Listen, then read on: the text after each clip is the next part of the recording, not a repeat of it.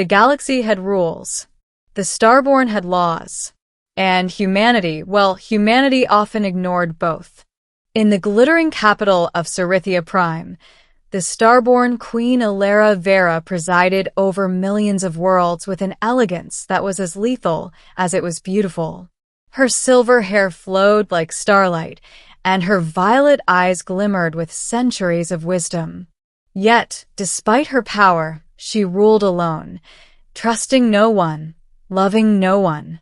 The Starborn believed that emotional attachments weakened judgment. Love, they said, was a tool of chaos. Enter Elias Kor, a human from the fringe world of Nova Terra, known for its rugged terrain and scrappy, fiercely independent people. He was a scavenger, a tinkerer, a man who had survived on ingenuity and instinct. He had no title, no wealth, no connections, just curiosity, courage, and a heart that often leapt before his mind could catch up. Elias had come to Cerithia Prime under a simple pretext: salvage parts from abandoned Starborn freighters to sell on the black market. But fate had other plans. During a routine exploration of the floating docking bays, he accidentally stumbled into the Queen's private chamber, a forbidden zone sealed with energy fields capable of vaporizing intruders. Ilera appeared in a swirl of violet light, her regal form framed against the panoramic view of the stars. "Who dares?" she began, her voice melodic yet commanding. Elias froze, hands raised in surrender. I didn't mean to." Ilera's eyes narrowed, not with anger, but with intrigue. Humans were unpredictable, brash, dangerous in their unpredictability, and somehow charming. "You are human," she said simply. "Explain why you are here." The words tumbled out in a mixture of fear and honesty. He told her of Nova Terra, of scavenging, of curiosity that led him to this forbidden chamber. When he finished, Ilera simply studied him. Hours passed in silence. Then, with a soft exhale, she said, "You are alive because I chose not to end you. That is unusual." From that moment, an unlikely bond began to form. Elias was fascinated by the Starborn way of life, the precision, the rituals, the centuries of accumulated knowledge. Ilera, in turn, was captivated by human spontaneity, their raw emotion, their stubborn will to carve a path in the chaos of the universe. Over the following weeks, they met in secret. Elias learned the intricacies of Starborn politics, the delicate balance of power among the Council of Elders, and the weight of every decision Ilera carried on her shoulders.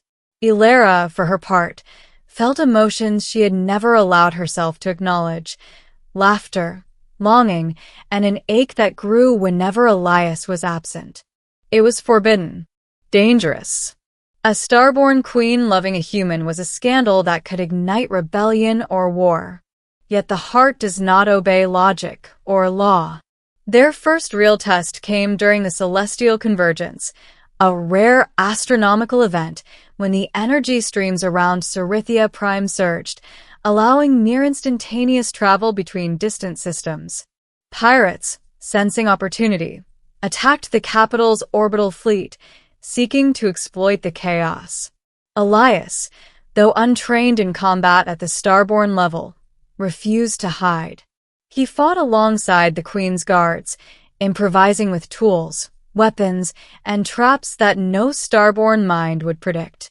Ilera watched him, a mixture of fear and admiration burning in her violet eyes. In the end, the pirates were routed, but the victory was costly. One of Ilera's closest advisors had perished, and the council demanded accountability. "You endangered everything," the chancellor scolded her later in the council chambers. "Your attachment is a liability." Ilera's jaw tightened. And yet, without him, those pirates would have succeeded. Elias is not a liability. He is proof that even the unpredictable can prevail." The council erupted in debate, some praising her insight, others warning of precedent. Ilera, however, made a silent decision. She would not let duty dictate the matter of her heart. The next months were a dance of secrecy and defiance. Elias was given a formal position as a civilian consultant, technically to observe, but everyone knew the truth. They met in shadowed corridors, on observation decks overlooking the twin suns of Cerithia Prime, and aboard stealth craft soaring through the violet auroras of the upper atmosphere. Each meeting deepened their bond, but it also drew danger closer. Rumors reached the outer colonies. The Queen was enamored of a human. Factions stirred unrest, claiming that the monarchy was compromised. Rebel fleets began to mobilize, hoping to exploit the scandal. One night, Elias and Ilera stood on the edge of the highest terrace, overlooking the swirling storms of the planet below. "They'll come for us," Elias whispered. Ilera took his hands in hers, the centuries of wisdom in her gaze, softened by trust. "Let them come. We face destiny together, or not at all." The following battle was unprecedented. Rebel ships attacked the orbiting city in force. Starborn warriors fought valiantly, but the human ingenuity Elias had brought proved decisive. He coordinated unconventional tactics, decoys, energy loops, and sudden gravity shifts that disrupted the enemy fleet. Ilera, commanding the city's defenses, relied on his guidance, their minds connected in a harmony of strategy and instinct. When the dust settled, the rebels were defeated, not through brute force alone, but because two hearts had chosen to defy the expected. Ilera addressed her council afterward. "Let this be known. No law, no custom, no prejudice can dictate who I love. He is human, yes, but he is brave, loyal, and has my respect. And respect is what binds a kingdom." The council hesitated, some outraged, some inspired. But the people of Cerithia Prime had witnessed courage and devotion. Popular sentiment favored the union, and in the end, the Queen's declaration could not be undone. In the quiet after the victory, Elias and Ilera found themselves alone once more. The stars stretched endlessly before them, reflecting in their eyes. Ilera brushed a hand across Elias's cheek. "I was taught that love weakens judgment," she said softly. "But I see now it strengthens it.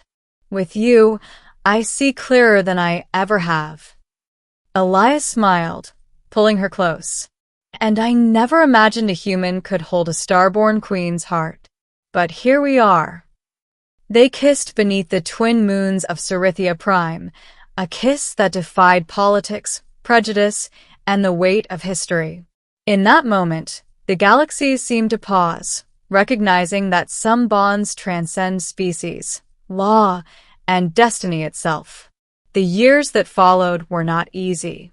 The Queen and her human consort faced scrutiny, diplomacy, and occasional threats. Yet together, they reshaped Cerithia Prime's approach to governance, blending Starborn wisdom with human innovation, creating a society where love was no longer forbidden, but celebrated. Elias became a symbol of the power of choice, while Ilera remained the unyielding ruler, now tempered by compassion.